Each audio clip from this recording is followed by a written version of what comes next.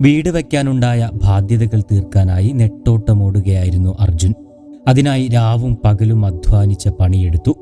പുറത്തുനിന്നും ഒരു ഭക്ഷണം പോലും കഴിക്കാതെ ആ പണം പോലും തന്റെ കുടുംബത്തിനു വേണ്ടി ചിലവഴിച്ചു. ഇപ്പോഴിതാ തന്റെ പ്രിയപ്പെട്ട സുഹൃത്തിനെക്കുറിച്ചുള്ള വികാരനിർഭരമായ ഓർമ്മകൾ പങ്കുവച്ചിരിക്കുകയാണ് അർജുന്റെ സുഹൃത്തായ സുജിത്ത്. കഴിഞ്ഞ 8-ാം തീയതിയാണ് അവസാനമായി സുജിത്തിന്റെ ഫോണിലേക്ക് അർജുൻ ഒരു വോയിസ് മെസ്സേജ് അയക്കുന്നത്.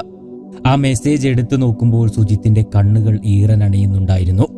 ഡാ കുട്ടു, ലൈസൻസ് നമുക്ക് കർണാടകയിൽ നിന്നെടുക്കാം. പറ്റുന്ന ലോഡ് വന്നാൽ ഞാൻ വിളിക്കാം. ഇങ്ങനെയായിരുന്നു ആ ശബ്ദ സന്ദേശം. ദീർഘദൂര യാത്രകളിലെല്ലാം മിക്കവാറും അർജുന്റെ കൂടെ പോകാറുള്ള ആളായിരുന്നു സുജിത്ത്.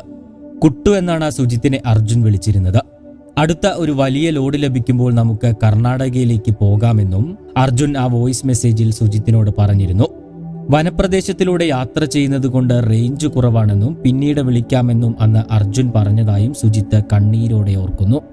കേരളത്തിൽ ലൈസൻസ് പരിഷ്കാരങ്ങൾ വന്നതോടെ ഹെവി വെഹിക്കിൾ ലൈസൻസ് കർണാടകയിൽ നിന്നും എടുക്കാമെന്നായിരുന്നു ആ വോയിസ് മെസ്സേജിന്റെ ഉള്ളടക്കം. തന്റെ നാട്ടുകാർക്കും സുഹൃത്തുക്കൾക്കും വേണ്ടി എന്തും ചെയ്യാൻ തയ്യാറുള്ള ആളായിരുന്നു അർജുൻ. മിക്കവാറും അർജുൻ ദൂരയാത്രകൾക്ക് പോകുമ്പോൾ തനിയെ തന്നെയാണ് പോകാറുള്ളതെന്നും സുജിത്ത് പറയുന്നു.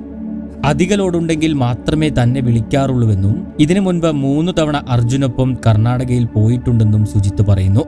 ജോലിയില്ലാത്ത സമയങ്ങളിലൊക്കെ അർജുന്റെ കൂടെ ഞാൻ പോകാറുണ്ട്.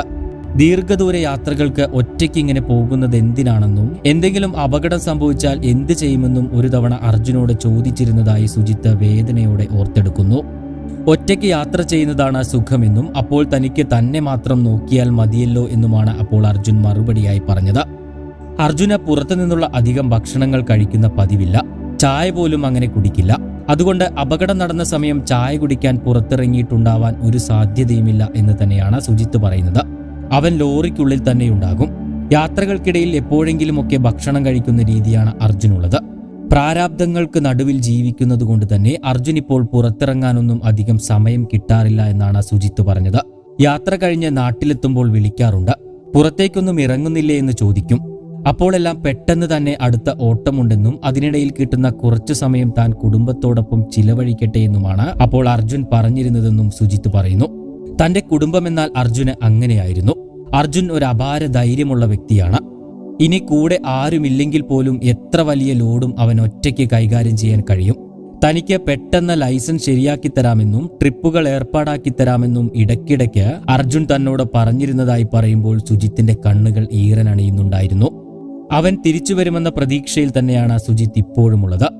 നാടിനും വീടിനുമെല്ലാം പ്രിയപ്പെട്ടവനായിരുന്നു അർജുൻ. ചെറുപ്രായത്തിലെ കുടുംബനാഥനായവൻ. പിതാവിന് വയ്യാതായതോടെയാണ് ചെറുപ്രായത്തിലെ കുടുംബത്തിന്റെ പ്രാരാബ്ദങ്ങളെല്ലാം അർജുൻ ഏറ്റെടുത്തത്.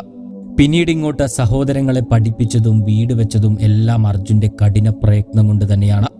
അതിനായി രാവും പകലുമില്ലാതെ കഷ്ടപ്പെടുകയായിരുന്നു ആ യുവാവ്. പക്ഷേ വിധി അർജുനെയും ആ കുടുംബത്തെയും പരീക്ഷിക്കുകയായിരുന്നു.